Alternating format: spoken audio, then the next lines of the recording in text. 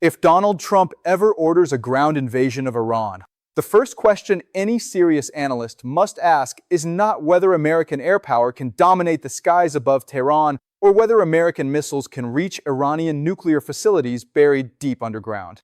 They almost certainly can. The real question, the question that keeps strategic planners awake at 3 in the morning staring at topographical maps they have studied 100 times, is what happens the moment American boots touch Iranian soil and begin moving toward the Zagros Mountains. Because most people think of the Zagros as simply a mountain range, a geographic feature on a map, a line of brown peaks between 2 points on a screen. But that framing is dangerously, catastrophically wrong. The Zagros Mountains are not an obstacle to be overcome. They are a machine, a centuries-old, geologically engineered killing machine that has swallowed armies, broken empires, and returned invaders to their homelands in pieces throughout all of recorded history. And the trap they represent for any American ground force is not theoretical. It is not the speculation of cautious academics afraid of bold decisions. It is written into the rock itself. Begin with the physical reality, because you cannot understand the strategic trap without first understanding what the terrain actually looks like and what it does to a modern army attempting to move through it. The Zagros Mountain system stretches approximately 1,500 kilometers from the northwestern border regions of Iran, near Turkey and Iraq, all the way southeast toward the Strait of Hormuz. These are not gentle hills or manageable ridgelines that armored vehicles can maneuver around. They are a series of parallel ridges, folded and compressed over millions of years of tectonic activity, creating a layered landscape of ridge after ridge after ridge with narrow valleys running between them. The peaks in the northern sections exceed 4,000 meters in elevation. The roads that wind through the mountain passes are narrow, often unpaved, carved through landscapes where the margin for error is measured in meters before a vehicle goes over the edge of a cliff or becomes irretrievably stuck in loose rock and seasonal mud. And crucially, the ridges run largely northwest to southeast, meaning that any force attempting to advance toward the Iranian interior must cross these ridges repeatedly, perpendicular to the direction of travel, climbing and descending through confined passes again and again, while defenders positioned on the high ground watch every movement from above. Now think carefully about what that means for a modern armored force. The backbone of American ground power is the M1 Abrams tank. It weighs approximately 68 metric tons in its most common combat configuration. It is an extraordinary machine on flat terrain, capable of absorbing enormous punishment and delivering devastatingly accurate fire at long range. In open desert, it is nearly invincible in conventional combat. But the Zagros Mountains are not flat terrain. A column of M1 Abrams tanks attempting to move through a mountain pass must travel in single file. The vehicles cannot spread out laterally because the terrain does not permit it. The column stretches for kilometers along a single road, and every vehicle in that column is visible from the ridge lines above, its engine heat blazing on infrared sensors, its position completely predictable because it has nowhere else to go.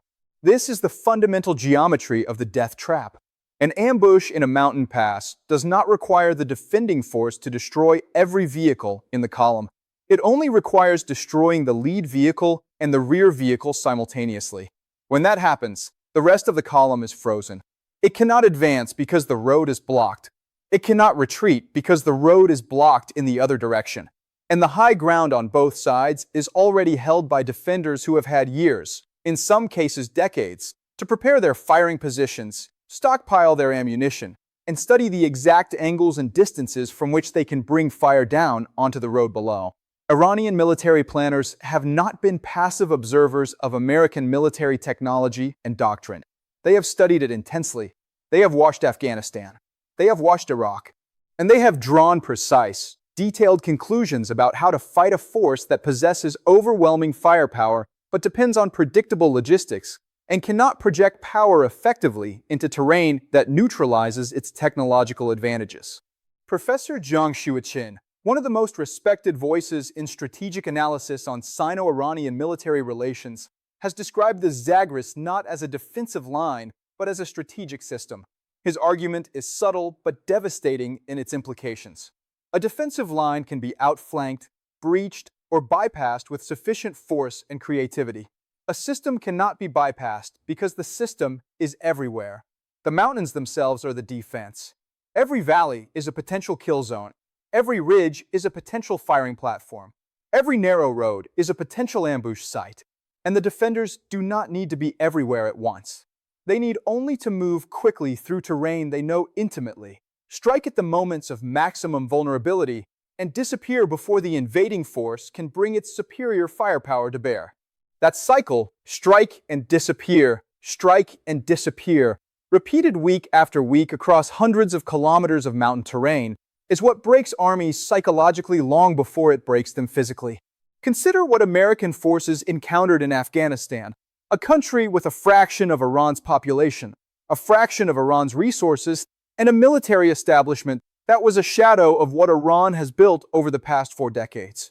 In Afghanistan, American forces spent 20 years fighting an insurgency that never possessed advanced missiles, never had a professional military structure, and never had access to sophisticated drone technology. And still, 20 years later, the Taliban was back in Kabul and American forces were gone. Iran is not the Taliban. Iran has a professional military of several 100,000 soldiers.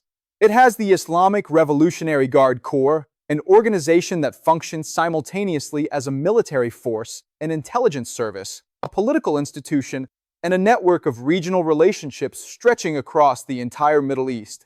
It has invested billions of dollars in missile technology, drone technology, electronic warfare, and the decentralized guerrilla tactics that are specifically designed to neutralize the advantages of a technologically superior conventional force in exactly the terrain the Zagros Mountains provide.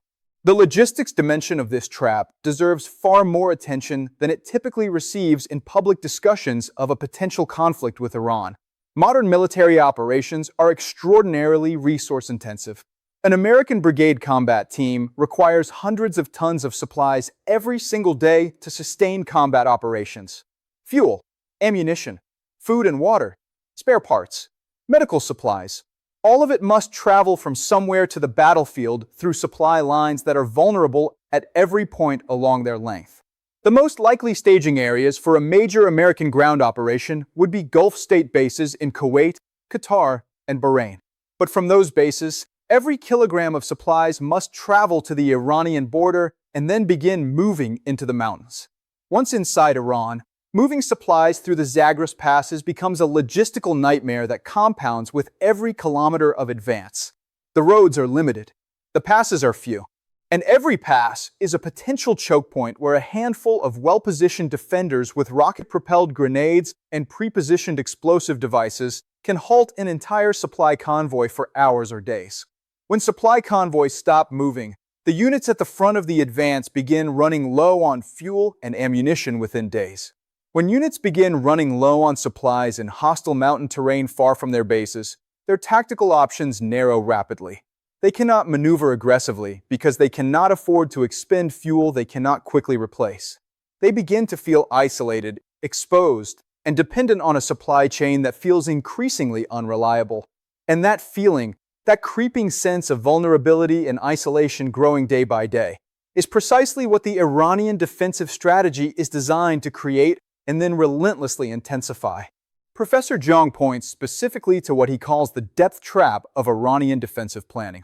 Unlike conventional military doctrine, which typically aims to stop an invader at the border, Iranian strategic thinking deliberately allows an invading force to penetrate into the country.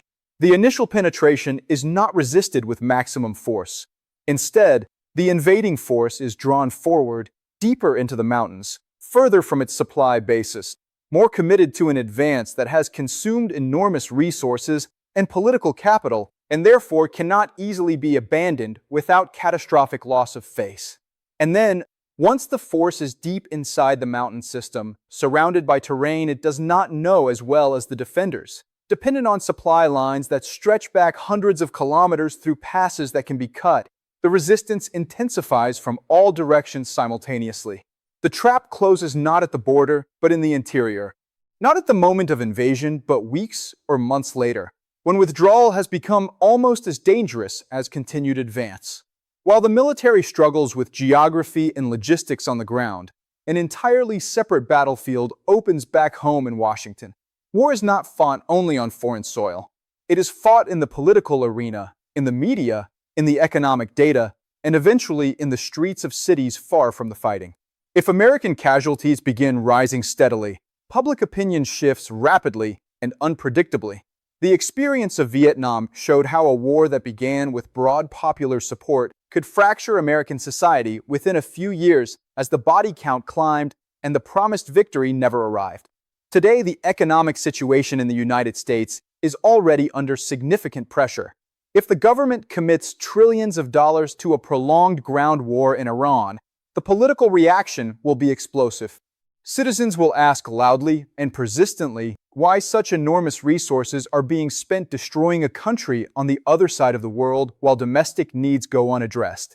And unlike the early years of the Iraq campaign, when the memory of September 11th provided political insulation against that question, there is no equivalent reservoir of public patience available to absorb the mounting costs of a war in the Zagros Mountains.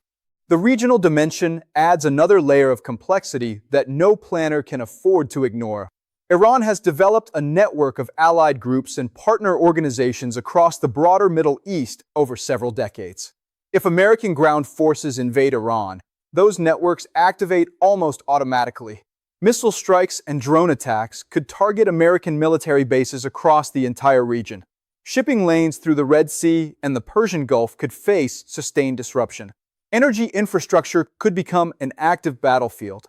The economic consequences would ripple far beyond the region, affecting global oil prices, supply chains, and financial markets in ways that would add enormous pressure on every government that had initially supported the campaign. Step back from the individual pieces and look at the entire picture together. Geography limits maneuverability and channels forces into kill zones. Logistics become dangerously overstretched across thousands of miles of vulnerable supply routes. Regional actors escalate the conflict beyond anyone's original planning assumptions. Domestic politics begin fracturing under the weight of casualties and costs. Each of these problems would be enormously difficult to manage on its own. Together, they form a trap that tightens with every passing week. And the deeper an invading force pushes into Iranian territory, the more politically and militarily difficult it becomes to withdraw without appearing defeated. This is why Professor Jiang consistently describes a potential ground invasion of Iran not as a gamble that might succeed, but as a commitment that once made becomes almost impossible to exit gracefully. The invading force always believes that victory is just around the corner, that committing a little more manpower, a little more equipment, staying just a little longer will finally turn the situation around. But each additional commitment makes withdrawal more politically difficult, while the fundamental obstacles, the mountains, the supply lines, the regional blowback, the domestic opposition, remain essentially unchanged. The Zagros do not negotiate. They do not respond to additional troop deployments or upgraded weapons systems or changes in commanding general. They simply continue doing what they have always done, making the ground beneath an invading army more treacherous with every step forward. Military planners in Washington understand every element of this analysis. They have access to the topographical data, the logistics models, and the classified assessments of Iranian military capability. The problem is not lack of information. Wars often begin anyway, driven by political pressure, strategic miscalculation, and the peculiarly human tendency to believe that this time will be different. That this army, with this technology, under this commander, will finally solve what every previous army failed to solve in these same mountains. The Zagros have heard that argument before. They heard it from every empire that looked at the passes on a map and concluded that sufficient force and sufficient will could carry an army through to the Iranian interior and hold it. Some of those armies achieved tactical successes. Some reached the heart of the Iranian plateau, but none achieved the stable political domination they sought. The mountains absorbed their forces, wore down their will, and eventually returned the survivors to wherever they had come from. That is not coincidence. That is the mountains themselves, speaking in the only language that ultimately matters in warfare. The language of strategic outcomes rather than individual battles. There is one final dimension that Professor Jiang returns to in every analysis he produces of this terrain, and it is perhaps the most psychologically devastating for any military force that enters the Zagros. and the most politically devastating for any administration that orders them there. It is the dimension of time.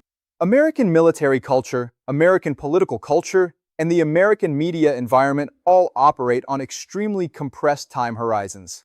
The news cycle measures events in hours. Political cycles measure success and failure in months. But the Zagros Mountains measure time in centuries. The defenders of this terrain are not fighting on an American timeline. They are not trying to win the next news cycle or satisfy a quarterly performance review. They are fighting on a timeline shaped by their own history, their own cultural memory, their own deep understanding of how foreign invaders have always eventually left while the mountains remained exactly as they were. Every week that passes without the decisive victory that was promised is a week of mounting pressure in Washington and a week of mounting confidence among the defenders who understand that time itself is their most powerful weapon, more powerful than any missile, more durable than any fortification, more effective than any strategy. Trump's political brand is built on a specific and powerful promise that he achieves results others cannot, that he wins where others have failed, that his combination of toughness and strategic instinct produces outcomes that justify whatever costs are incurred. A prolonged, inconclusive ground war in Iran's mountains, producing rising casualties, escalating costs, and no clear path to victory, would represent a catastrophic destruction of that brand. The political pressure to either escalate dramatically or find some face-saving exit would be enormous. But escalation in the Zagros is extraordinarily difficult when the fundamental problem is terrain and the fundamental response of the defender is to use that terrain to neutralize every escalation. Adding more soldiers to a column already frozen in a mountain pass does not solve the problem of being frozen in a mountain pass. It simply adds more soldiers to the kill zone, and a face-saving exit from a war launched with declarations of imminent and overwhelming victory is almost impossible to construct without consequences that no political leader is ultimately willing to accept. The only rational conclusion any honest strategist can reach after examining the Zagros honestly is that Trump's death trap is not a metaphor. It is a geographic, historical, political, and strategic reality that will assert itself with complete indifference to whoever occupies the White House, whatever weapons systems the Pentagon has developed, and whatever domestic political pressures drive the decision to invade. The mountains are not impressed by declarations of strength. They are not moved by the promise of overwhelming force. They simply stand there, as they have always stood, waiting with geological patience for the next army that believes this time will be different. And the only winning move, as 3,000 years of history confirm beyond any reasonable doubt, is never to enter the trap at all.